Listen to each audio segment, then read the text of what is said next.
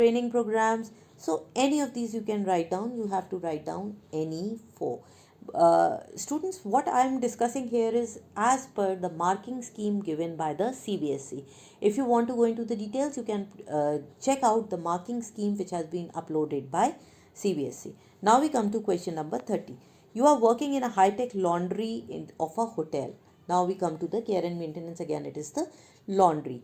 So what four processes you will keep in mind before choosing the process of washing a fabric? Here you have to give the four factors, and you are using a dryer to dry the fabrics. You have to explain the two types of circulation system.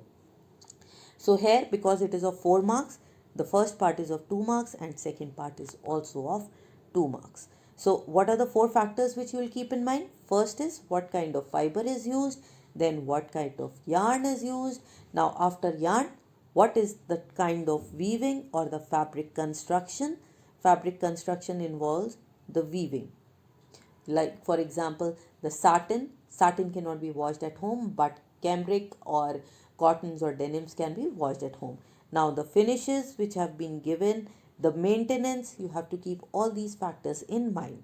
Now what are the two circulatory types of circulatory system?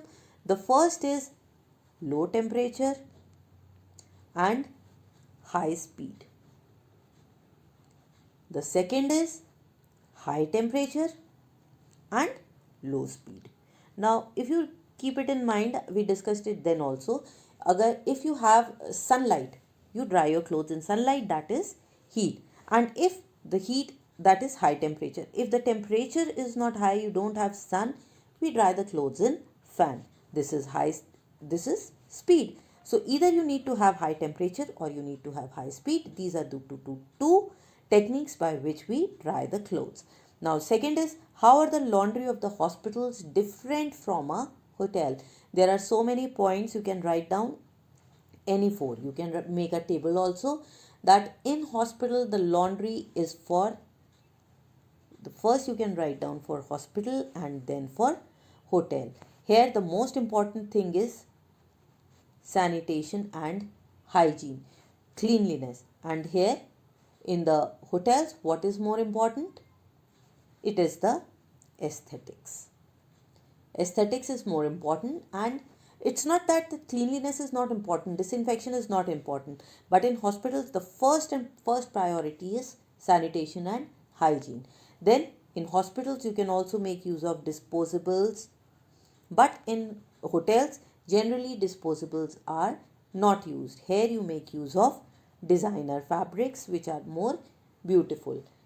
The kind of fiber which is used in a hospital is cotton, because it can be maintained easily, it can be washed at high temperature, so that it is disinfected. Whereas in the hotel, the final product has to be beautifully finished. The finishing has to be beautiful. It could be embroidered, it could have various finishes used, but in hospitals this is generally not the case. Here in hospitals, ironing, folding and pressing, it is not very important, but in hotel this is very important. The pressing, the folding, the packing of the products, if it is laundry of the guest, it is of utmost importance. Here the clothes can be simply repaired or mended, but in hotels generally they have to be exchanged and new products are generally brought. In hospitals, the main thing is the bed linen, the aprons of or the coats of the doctors, etc. But in the hospitals, hospitality sector, that is in the hotels, the bed linens are not so much. You have variety of linen which is washed in a hospital, but in a hotel, but in a hospital you have generally cotton clothes. In hotels you have different variety of clothes. And both hospital and hotel, they can have commercial laundry, they can have in-house laundry, or you can also have a contract given for laundry. It depends upon the size of the hospital or the hotel. You can write down any four examples. Now we come to question number 31. It is also 4 marks. A food hazard can come into the food at any stage of the food chain. Therefore, adequate control throughout the food chain is essential. The three ways with two features each to ensure food safety and quality, and also state two important of FSSAI. Here the first part is for 3 marks and the second part is of 1 mark. Okay, the first part is of 3 mark and the second part is of 1 mark, that is 3 plus 1. So the food safety and quality can be ensured through GMP, that is good manufacturing practices. You can write down two uses of good manufacturing practices, that is the manufactured products are safe and the contamination is removed. Then you also need to have good handling practices, that is a comprehensive approach from the farm to the store. So the possible source of risk has to be identified and steps taken to improve or reduce or eliminate that particular source of contamination, so that the product is good. And finally you have HACCP, that is hazard analysis critical control program, where a continuous check is kept on the product. The hazard is identified, whether it is biological, chemical, or physical, and the chances of occurrence of hazard is reduced at all the stages of the food chain. So these are the three processes. You can write down any. Now the importance of SSAI is to regulate manufacture, storage, distribution, sale, and import of food. So FSSAI to regulate the manufacturing, storage, and distribution, and also to ensure the availability of good quality food to all the people, which is safe for human consumption. Now we come to question number 32. Mr. Anil wants to open up an institution for the children. Guide him about any 4 principles given by NCF in 2005 to be kept in mind. Which 4 facilities must be included in the institution for children? Again, it is of 2 plus 2 marks. The 4 principles which are to be undertaken are: play is to be used as the basis of learning, art is to be integrated in all forms of education, formal and informal education should coexist, both forms, and local materials should be used. Children should be encouraged to use local materials, art forms, and knowledge. So these are the 4 basic principles. And the facilities which should be there for the children is: you should have recreational facilities, source of fun, enjoyment, play material. Then it should be safe for the children. Clean and safe drinking water and food should be available. Medical facilities should be available. Proper toilet training should be there. Trained teachers or the supervisors should be there in the institution. Okay, so we finish off with 32. Now we come to question number 33, which is the last question of 4 marks. So elaborate on the 8 knowledge and skills required by the personnel in the food development, food product development. So first would be knowledge. किसी भी चीज़ में the first thing is knowledge about the preparation of food. Then knowledge about the product specifications, what product you have to make. Now after that you have to maintain the quality, observe the quality, and bring about the maintenance of that quality. If it is not, you have to bring about the changes. Then you have to assess by sensory methods, that is sensory methods, the smell, the taste, the visual appearance. Then the packaging and marketing is important. Both is important. Labeling, you have to take care of proper labeling. Hazard maintenance, then you have to take any standardization mark as per the product. So all this has to be kept in mind. You can write down any 8. Now we come to 5 mark question.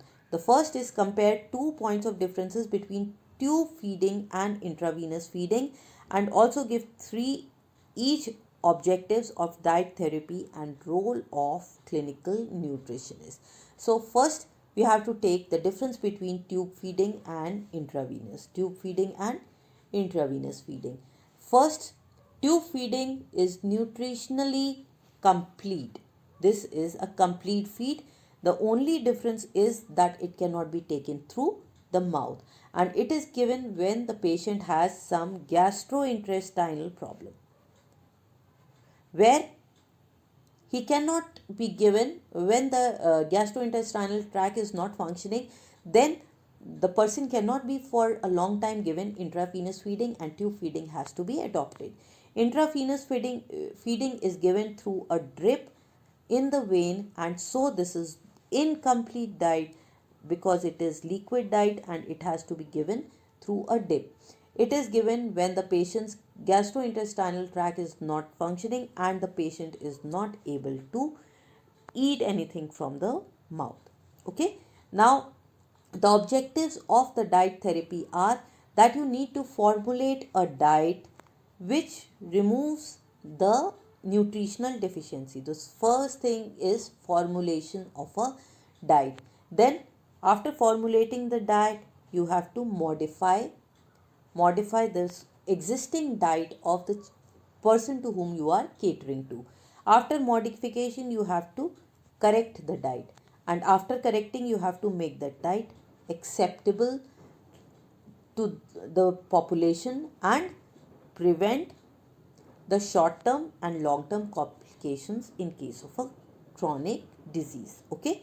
Finally, the role of a clinical nutritionist is to give advice to the person who has some nutritional problem, then also to translate the technical information to a general one which can be understood by the patient, then to plan appropriate diet, to promote that diet, to make it acceptable and make the person understand that how important it is, then manage the diet and to keep a track of its results. So all these are the functions of a clinical nutritionist. Now we can move over to the next question. That is the 25th question. The last question here also you have a choice. It was a long video. During season sale, your brother wants to buy a geyser on discounted price. You have to give 4 responsibilities and rights of a consumer. You can give any 4 responsibility and the rights of the consumer. I'm not writing it down. That he should make a survey of the market, he should read all the information given on the label, he should buy only what he requires, he should buy the products which have some standardization mark, he should read and understand all the terms and conditions. If he finds that something is not of any a good quality, he should raise his voice. Obviously, he should take a bill and check all the guarantee and warranty cards, pay the taxes and properly, and ask for a proper bill, and maintain all the records. You can write down any 4. What are the rights of the consumer? There were 6 rights which we discussed. It was right to safety, right to choose, right to seek redressal, right to be informed, and you can write any other. There are 2 more. You can write down any 4. Okay. Now the features of Consumer Protection Act also is asked. What were the features of Consumer Protection Act? You can write any. It is both for goods and services. It has a very nominal fee. The cases in the consumer court are almost free. There is a timeline for redressal which has been given. I cannot say whether it is followed or no, but you have a timeline. You can write down any 2. Okay. So we finish off with this one also. Finally, it is your friend wants to pursue career in consumer related field. Guide him or her about 5 skills and career opportunities. So you have to give the skills and career opportunities. Skills, what can be the skills? The first again would be knowledge about the Consumer Protection Act, the consumer problems, their redressals, the mechanisms, the law which is available, and then he should have good communication skills, he should be a good listener, he should have a very understanding and an accommodating attitude, he should be creative and should be able to develop programs independently, should have a very good personal relations with and communication with all the parties he has to deal with. He should be willing to help his fellow members, he should have legal knowledge and very good writing and communication skills, both spoken communication and the written communication. After that, the other thing was, what are the career opportunities? Career opportunities is that he can work in any of the government schemes, in any of the consumer forums, in NGOs. He can work in market research where you try to understand the nature and the feedback of the consumers, work in the national helplines, consumer helplines, or testing of the products, or consumer acceptance. So these are all the fields where a person can work. Finally, the last question is, your sister wants to go in for a career in fashion designing. Explain the 5 stages of fashion cycle. This is pretty simple and I'm sure you'll all be able to understand it. This was the shape of the fashion cycle. It was divided into 5 stages. The 5 stages were, the first stage was introduction stage. The second stage was increase in popularity. Like here it is increasing in popularity. Then it was the peak in popularity. This is the peak in popularity. Then it was the decrease in popularity. Here the popularity is decreasing. Decrease in popularity, and finally the last stage was rejection, when nobody is buying the product, like this one. Here nobody is buying the product, it is not even able to be sold in the sales, and when the product is rejected, a new fashion cycle begins. So you have to give all these 4 stages and explain it. It would be better if you give an example also. So best of luck for your exams. We have completed the sample paper. It was a long video. If you feel somebody can be helped by this video, please do share it. And if you have your comments, please give it in the comment box. Don't forget to subscribe to my channel. Now bye bye. See you in the next video.